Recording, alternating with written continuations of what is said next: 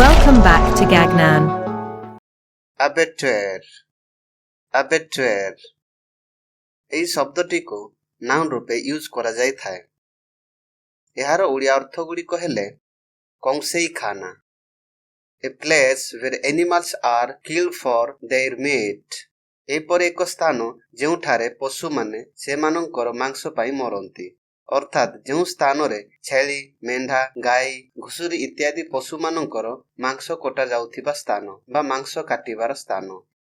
Next meaning ହେଲା କଂସାଇଖାନା, କଂସେଇ ଘର, ପଶୁ ହତ୍ୟାଶାଳା ଯେଉଁଠାରେ ଛେଳି ଇତ୍ୟାଦି କଟାଯାଏ, ବଧଶାଳା, ବଧସ୍ଥଳ, ବଧସ୍ଥାନ, ପଶୁମାନଙ୍କୁ ମାରିବାର ସ୍ଥାନ। ଏହାର ପ୍ରଶାସନ ଶବ୍ଦାବଳୀ ହେଲା କଂସାଇଖାନା।